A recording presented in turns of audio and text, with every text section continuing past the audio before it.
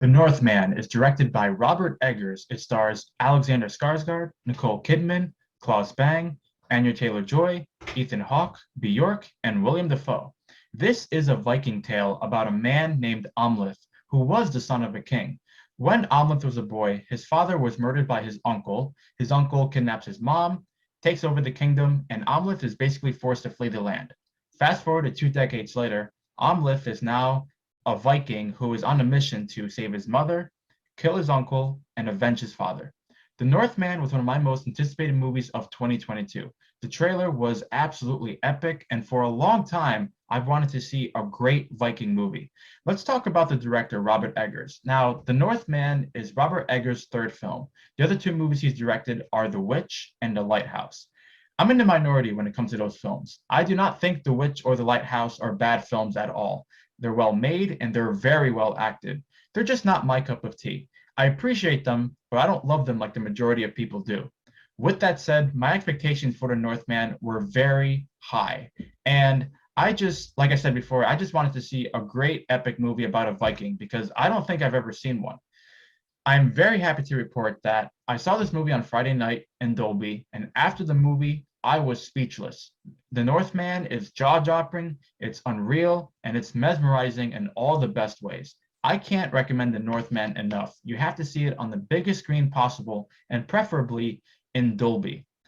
First and foremost, I have to talk about the direction in this film because, my God, the direction is beautiful to say the least. Every single frame of this film is visually gorgeous, and the cinematography is all immaculate. The way the scenes are shot, you really feel like you are with these characters in the freezing cold, in the year 914. And the way the action scenes are filmed, it all feels so grounded and realistic. The action scenes don't have like a million edits that you see in other films that are similar to this.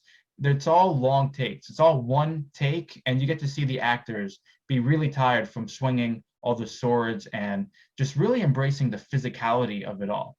The Northman is a type of movie where, on a technical level, you really cannot ask for more.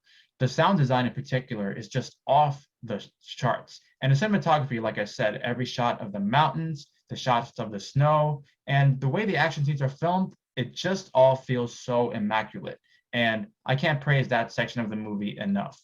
You can really tell that Robert Eggers has a passion for Viking slash Nordic tales because with every scene, it just feels so accurately represented of its time period. And I mean everything from the history, the languages that the movie had, the mythology, and just the way the characters were, the brutality of it all.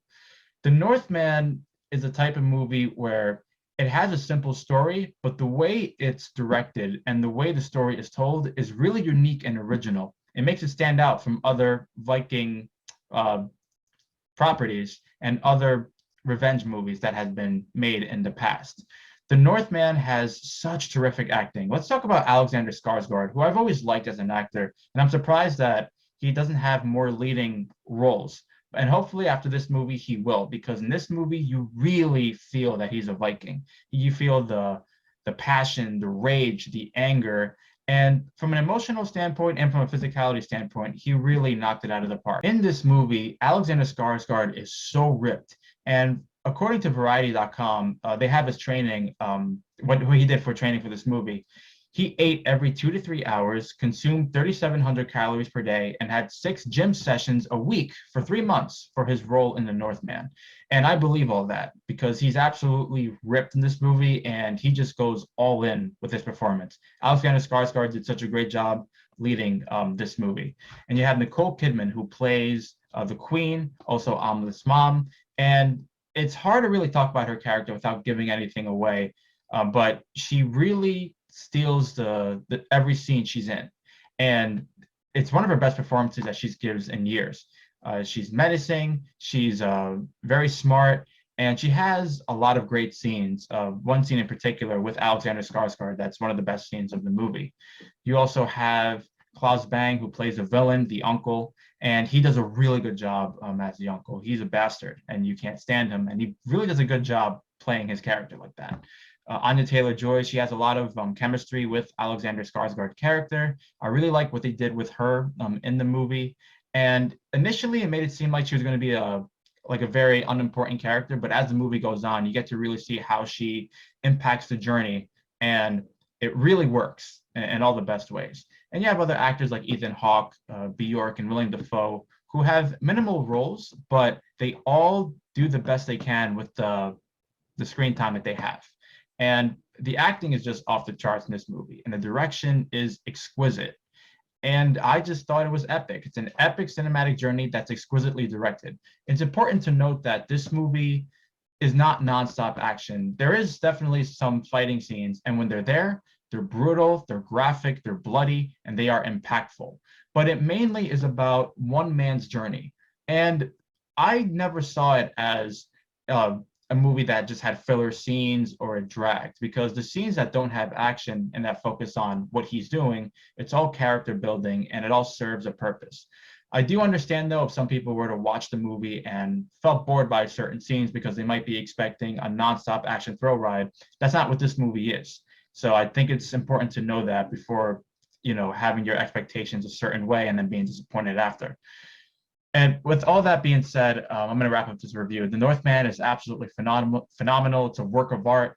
I thought it was so exquisitely directed, and the acting is off the charts. It's epic. One of the best movie theater experiences I've had this year, and I can't wait to watch it at home with subtitles in particular, because this movie kind of has Shakespearean type of dialogue.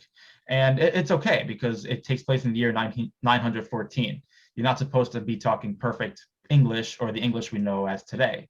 So certain scenes, there were some lines of dialogue I didn't quite understand, and that's not no fault of the movie at all. That's just, the way my brain is wired, I guess.